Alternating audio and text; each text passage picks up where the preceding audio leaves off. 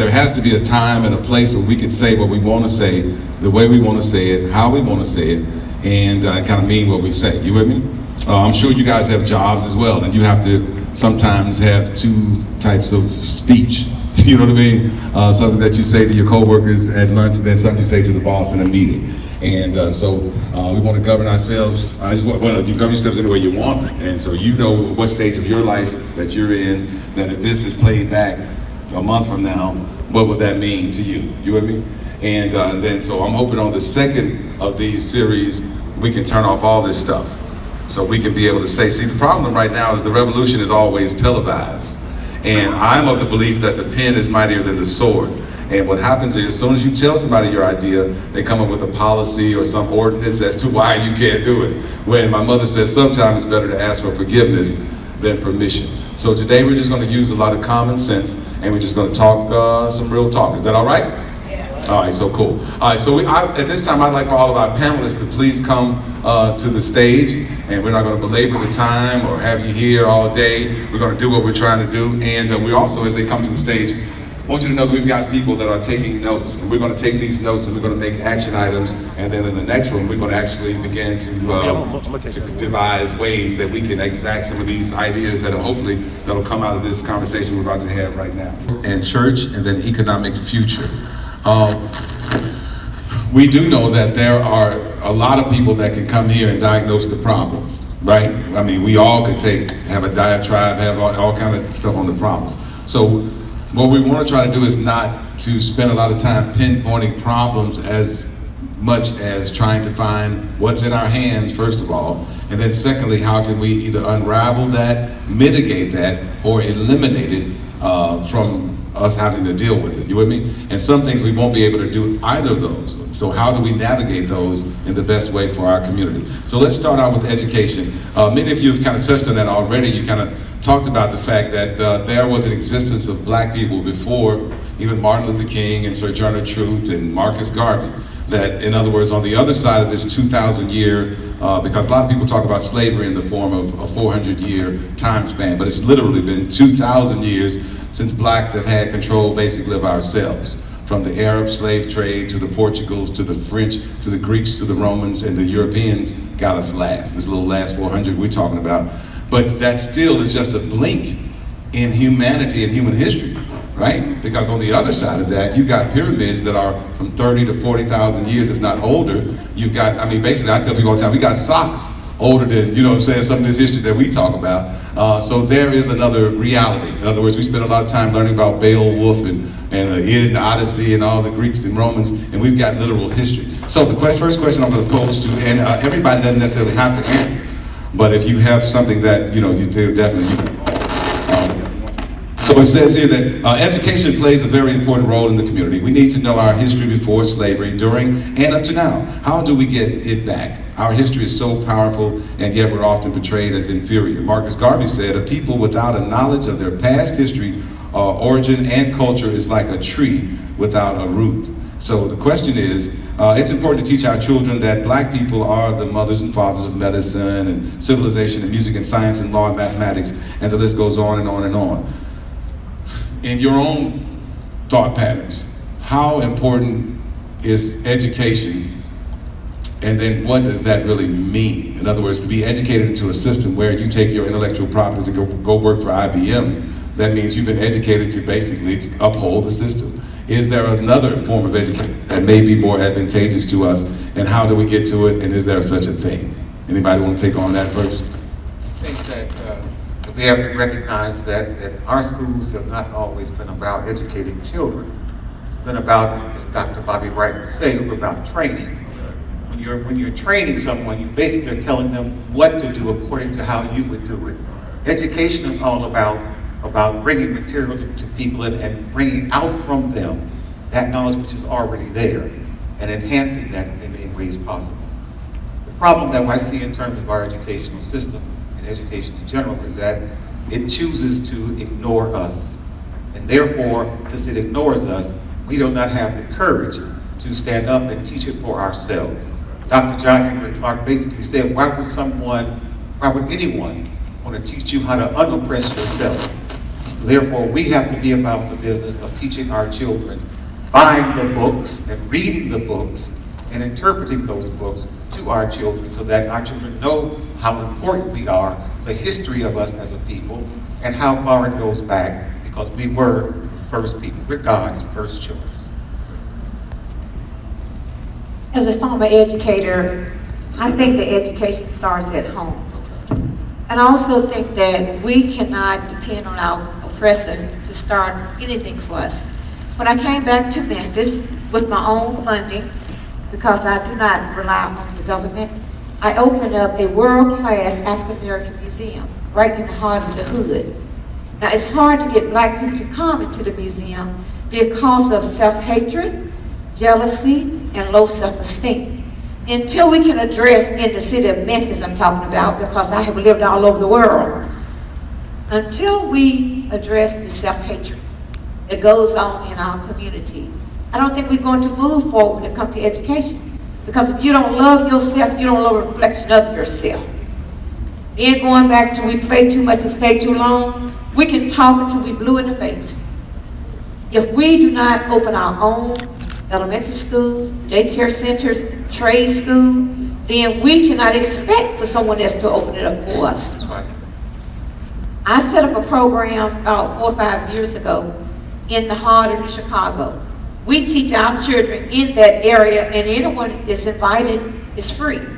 We teach them Swahili, French, German, Spanish. We teach them 10 different languages.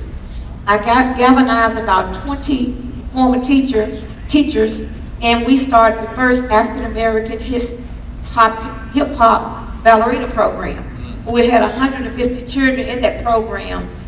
All the attire was free. We fed them free. We also have a free program, food program. It's nothing new under the sun, just like the Black Panthers program. We duplicate that program.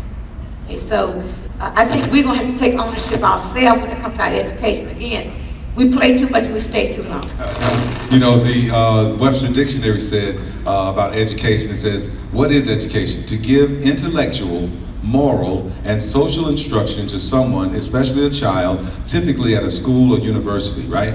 And so when you know that basically a lot of the information that you're getting basically has been plagiarized and it's been remixed and given back to you in a way that really, to your all's point, is not designed to make you do better. It's just simply training you. You know, the educational system is basically when the slaves went out in the field, the kids were then put into a school, right, to teach how to be slaves later on. And so you look at the system. So anybody else want to touch this on education? So when you got a people teaching intellectual, moral, like our moral, we literally, see, back in the day, y'all tell me, was it a time when your teachers actually lived in the neighborhood that you lived in? So here's the question I'm asking. Have we ever gotten it right? Have we ever, you know what I mean, has there been some best practices that have worked, or is the whole system just need to be imploded and started over? What do you guys think? I think, I don't think we can ever get it right until we take back, and why this is what I tell parents. Skip school, let's get educated. We own this. So I can teach you how I need to teach you. Until we walk away from that madness, get the courage to say, y'all keep that. You're taking our kids back. Y'all can have your school bill. We want our tax money because I can demand it. I can command that because, hey, you can't take my tax money and put it somewhere where I'm not utilizing it. But until we get the nerve to say, hey, y'all keep shut account. Take our kids back and teach them the proper way. Historically, religiously, spiritually, however you want to teach them. But how can we, and we have all the facts. We know that our kids aren't learning, they're not teaching our kids. We talk about this all the time. That hell, just get your kids. And just walk away from that and commit to it. Here's the thing, we got to commit to it. This ain't a program, we got to be systemic in our approach. How we teach our children. Systemic. Continuation. Learning is at YMU, learning is a transcendental learning system. Meaning without beginning, without ending.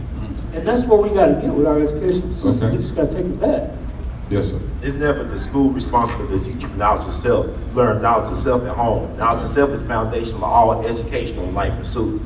You don't get it at home, you can't get it anywhere. But a lot of these kids don't have a home to go to. A lot of them homeless. So they're not rooted. There's not a community, there's a neighborhood, there's a hood. It's not a community. Community controls the education. Community controls the economics. Like go to the original Eyes on the Prize documentary series. It was an episode about community schooling up in Harper. The black folks got it right. The teachers welcomed the community input into the educational curriculum. But who didn't like it? The white controlled, Jewish controlled teachers. The teacher usually shut down. The community worked with the educational institution. So my thing is this, I learned about Emmett Till and Medgar Evers before I did grade school or elementary. I learned it because my grandma had a World Book Black History Encyclopedia from the 70s in her living room. Now, I couldn't sit on the plastic covered couch, but I sat on that floor for hours going through, learning about Medgar Evers and Paul Robeson and Bert Williams. And that's what they was doing at the community school in Harlem. They were learning about Marcus Garvey, reading poetry by Langston Hughes and Countee Cullen, and the powers that be shut it down. To paraphrase Malcolm X, only a fool will allow their enemies to educate their children. And black folks are systemic and educated fools from undereducated schools, like my cousin Curtis Mayfield would say. All right, you had something to say about Mr. Todd? Yes, I mean, I think everybody else has said it pretty well, and I'm just going to piggyback on what they said. We know, just think about black history. It's only 8 or 9%, of history classes that are devoted to black history. And again, we got to start somewhere and start with the youth. Sometimes when you're older, it's harder. I mean, there's a lot of things they didn't teach me in school. And some of the things I just learned within the last 5 to 10 years. And I know I'm not the only person that's like that. I saw something on TV that got my attention, and then I went and started to research more and more. The truth about the Confederacy, things like that. I mean, you just have to do it at home. You have to do it at home for yourself, and then you have to do it at home for your kids, your cousins, your nieces and nephews. But the cavalry is not coming. That's right. Yeah. Okay, the ship not coming in. They're not coming in to save us. We got to save ourselves. And it starts with education. I know I'm kind of going off a little bit, but economics. We got to get some money. Yeah. Collectively, then we can change some things. And Dr. Claude Anderson talked about how blacks often immediately go to education. And he felt as well economics was the key. When you think about the Black Panthers back in the day, many people think they were shut down because they had the guns. But anybody that's done research, that that was the least of the people's worries. In other words, they had the feeding programs, the WIC programs that are still going on today, and the breakfast with those kids. So those kids, before you could touch a spoon or eat an egg, you had to recite this information that inoculated you basically from anything that white teacher said to you later that day. I am black, I am beautiful, I am proud. And those were the things that, that really frightened somebody, because when you can't control a person's perception, then you can't control their reality. And that's what we were doing. So that was some great points you guys made, and definitely in education, until we kind of become a nation within a nation, and what I'm hearing is you got to be able to take back the educational situation, or as they say, until the lion writes the story, the hunter will always be glorified. And sometimes when I look at some of these movies like Slim and something, whatever that was, when the man died at the end, and we wrote the movie. And I'm sitting there like, wait a minute. Okay, but that's another story for another day. All right, so the lion wrote the story, and the hunter was still glorified. So that, we still don't know. All right, speaking of which, that takes us to our next topic, which is education and media, the monopolies. Monopolies control our lives every day with two things: fear and demoralization. They suggest to us who to like, where to go, who to trust, who not to trust. It has gotten so bad now that some politicians say if you don't vote for him, you're not black. So, in other words, it's just really getting to be too much. Many races, include our race, believe the image portrayed of black people in media outlets. According to the FBI statistics, white people commit more crimes than black people and receive lesser sentences than black people in the same crimes. But that's another category, it looks like it. So in entertainment and education, in entertainment and media, monopolies, well, it kind of goes back to the question I had said, until the lion writes the story, the hunter will always be glorified. When we listen to these news outlets who man, because I said on the radio the other day, somebody in the Freedom of Information Act, please go find out some crime in Collierville, some crime in Germantown. Surely they're shooting somebody. Surely there's domestic violence. Surely somebody stole somebody's car. Or any of that. But you don't get to see any of that. You just see the constant images that they want. So how important is of course we know how important is imaging to our community, and how can we do a better job of taking control of the propaganda, the messaging, and the imaging to better serve us? All right, so now that's a big mouthful, because when we see people come into our communities, and I'm gonna just give an example, Nicki Minaj, right? Not Nicki Minaj, I'm sorry, Cardi B, right? And you know, again, I'm not casting aspersions on anybody. We all come from somewhere. We all have skeletons in our closet, right? But to go from the strip club to singing with Bruno Mars, who's still not necessarily ours, but at that time he was the top of the food chain, right? Now who does that? Unless there's an agenda, you can't go from. You know what I mean? I mean, you know, so I'm just saying, but those images then affect our daughters, they affect our babies, they affect our children, and then we have a whole another generation who then does that, who becomes a Barbie or becomes whatever that is. So I'm gonna let you. She interviewed Joe Biden too. She interviewed Yes, Joe she Biden, did. his former Yes. stripper. Yes, yes, to further validate her, you know, prowess. But anyway, I don't want to get on any of those people in particular. I just want to talk about the media. Yes, ma'am, Ms. Atwaters. Let's take it to the street. All right. Because if I'm going to sit on a panel, we need to keep it real. Right, right. I just told you all that I'm the first African-American woman to run for the governor of the state of Tennessee. I came out April the 3rd. I did a big political reveal. No media coverage, period. But they brought this white boy into Memphis, 3 black politicians brought him to Memphis to announce his candidacy for governor. Tammy Sawyer, London Lamar, and Tory Harris. Now I'm from Shelby County. That's the sickness that we have to change right there. No one had ever thought about running for the governor of the state of Tennessee. And it took 3 of our young people to go against the elder. See, we have a big disconnect when it comes to the intergenerational. Respect works on both sides. And I believe I respect young people because if you see them out there, Black Lives Matter, I'm right there. If you see them protesting against the University of Tennessee, I'm there. Fight for 15, I'm there. But what I'm not going to do, because of what other folks taught you to do, is to disrespect your elders. We need to come to the table and give mutual respect. Because our young people didn't used to behave like that. We still have to love them, but love works both ways too. Now I said that to say, I'm a living testimony to what's going on in Memphis with the media. You know what a joint account is, right? I had $1.5 million in a joint account. After the lady died, they said I stole the money from the lady. Now how can you steal from yourself? See, we as black people, we got to learn to, it's elementary here. And you have so many black people talking about they're not going to vote for me because I stole some money from a white woman.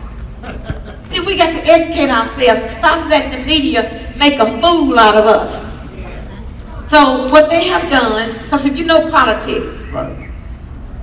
when they see that I was going to be the first African American to run for the governor, now they come and they have put J.B. Smiley in the race in order to divide the black vote. We got to pay attention, people. We have to pay attention. And again, as I said earlier before we started, about a communication mechanism. Again, if we really were going to do a clarion call to say we're going to not go to work on Wednesday, what do we go to Channel 5? Why would they allow that to go when all the people that buy their advertising need you to go to work on Wednesday? You see what I'm saying? So just be thinking somewhere in the audience or somebody listening, if you have the gift for journalism or some type of writing, we are going to create it. There's time out for we are going to either strengthen what we already have and make that work for us, or we're going to reinvent or invent something that can work for us. Anybody else on media? And yes. Real quick, when I listen to all of these issues, for me, as someone who works with young men all the time, we're out of position, brothers. All these things could be resolved if we took our rightful, legitimate place. Brothers are out of point, we're just out of place. So the negative information funneled in through the media, that's because we're in a position to say something, to take our position. You know, I play chess and I teach chess, and I was speaking with a pastor today about pieces on the chessboard. He said, well, the elders are the keys. Because no, the elders are the pawns. Because we're supposed to protect the next generation, the community, the family. We're the sacrificial lamb. We're the one, the great part about the founder, if he reaches the 8th parallel, he becomes greater peace than he ever was. Because he completed the mission. But his willingness to fight on the front line for the benefit of the next generation is what listen. We don't want to take that position. We want the glory seat. The king's position is not a position of peace. It's a position of war. And if there's peace in the kingdom, it's because the king is vigilant in his watch. We're not vigilant in our watch, brother. Yeah. So we can't resolve these issues because we're standing on the background. But I don't want to say I'm a pawn. You were designed to be a pawn when you came into the world as a male because the government is on your shoulders.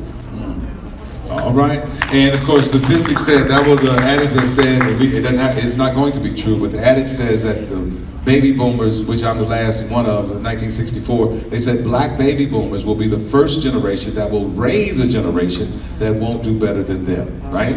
Because oftentimes we wanted to have our children easier than us. We wanted to give them everything. We wanted to let them have our stuff. So now you got a generation of entitled people. And so we can't blame the victim if we the ones set them up. I'm going to take any more commentary on the media. I don't mean to dominate anything, but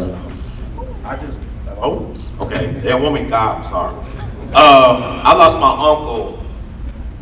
uncle, James French Sr., on July 31st. He had the oldest black-owned newspaper in the state of South Carolina, the Charleston Chronicle. Its 50th anniversary would have been August the 19th, but it couldn't make it past the MLK holiday of this year. And he died, the paper died with him this year. Then on the next day, on a Sunday, I get this phone call from Bill Cosby. Yeah, that Bill Cosby. He's still America's father. America's dead to me. We talked about 30 minutes. And he was saying the importance of controlling your story, because once your story gets to Hollywood, you become the marginalized or invisible person on the sidelines. And he believes in investing in black media because he was trying to buy that network. You see what happened with that. And because we was not doing our due diligence, like I'm a part of alternative media, I'm part of New Black Media. I've been advocating for Mr. Cosby since 2014. I was friends with Dick Gregory, who was real close to Bill Cosby. There was another story going on that everybody was missing because they so into sex scandals. They was trying to take this man's land. He owns, him and his wife own tens of thousands of acres of land on the East Coast. Kinder Morgan, an energy giant, was trying to build a pipeline through his property, and they were protesting with environmentalists to stop them because they were land conservationists. And that's when his trouble started again. Because they came out back in March of 2014, his wife, Dr. Camille Cosby, wrote an op-ed about these people trying to steal the land, seize the land, they're trying to conserve the land, and by the end of that year, there's all this sex stuff about coming on Cosby. So my thing is, Ivy Wells was ran out of this town at the age of 29. If she ever showed her face down there, they're gonna blow it out. And she was ran out here because she stood on truth, and enough black folks didn't stand with her. But we're a bunch of cowards, like the doctor said, we don't stand for nothing. And black manhood is MIA. You cannot have anything about the black man. The black man needs to stand the hell up and take out the damn dress and grow a goddamn beard. That's why I wear a beard, because I don't want to wear a damn dress. Understand? Black manhood is MIA. It's time, you don't have Black Wall Street without black men. You don't have anything without a black man. And everybody know that except for black people. Well, I'm going to tell you who also knows it. It's the Garner. I'm sorry. That's all right. It's the Garner Commission. In other words, they have done studies on black men, the way that you guys are talking about. And in the 60s, when y'all was doing all this rioting and showing up and being real black men, they said never again, but it's happened again. And this is when they created benign neglect. They created all these other terms that allowed us to be marginalized. That's when you saw when the insurance man came and talked to the woman instead of talking to the man. It was a calculated event to emasculate the black man. And then when you allow people to have movies where we're wearing dresses and we're constantly doing something that constantly feminizes us, then it gets even further into the thicket. So again, black men are absent not because necessarily we don't have the particular fortitude to do it. We have simply been been systematically programmed to be as docile as we are. And when men like yourself and us break out of these little ruts and stop being scared and begin to say what needs to be said, then we're going to see the next generation. They ain't scared right now. They just have a zeal with no knowledge, to your point. They just, in other words, even if those politicians that you named went over to that man's thing, they should have come to yours as well. In other words, they didn't have to necessarily say they endorsed you. They just simply saying, we stand with her being a Tennessean, a Memphian who's running for governor, right? You see what I'm saying? So you don't have to necessarily align, which is another problem. Again, if you take the tenets of one particular party, you got to take all the tenets. So it doesn't allow you to have individual thought patterns anymore, but that's another story for another day. Anybody else want to talk about this? Yeah. I just want to go back and reiterate about young people. Even though I'm a baby boomer also too, and yes, we did give them material things, but these young people are ready. They're ready. What they're sick and tired of being sick and tired is elders talking to them and not listening to them. The reason we know they're ready, if they didn't stand out with Black Lives Matter and fight, the baby boom was sitting on the sideline talking about there shouldn't be protests because they're scared. And I'll be the first to say, as a baby boomer, we were the most scary group of people I can ever imagine in my lifetime. Ever. So leave these young folks alone. They doing what we should have done 20, 30 years ago. So I stand with young people. If they're ready to burn it down, I'm with them 150%.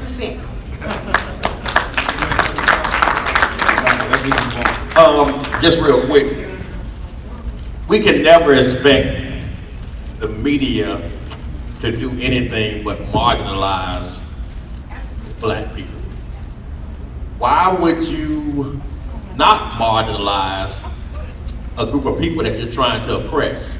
That's not going to work to your benefit. Exactly.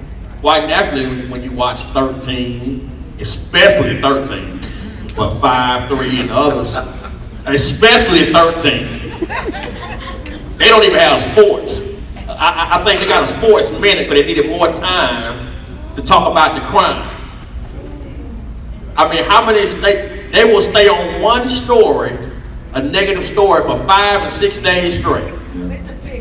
With the pictures and the videos to match. Yeah, right? And I was going to say, of course, if we don't do enough crime over the weekend, they'll bust some in and tell you about somebody in Chicago who robbed somebody. Like, wait, what? Wait. All right, so I'm sorry, let you finish your thought. Yeah, exactly. So, so we have to look at the other forms, the other alternative media, such as Urban View on Sirius Radio.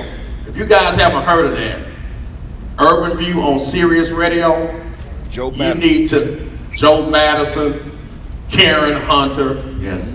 right? Yes.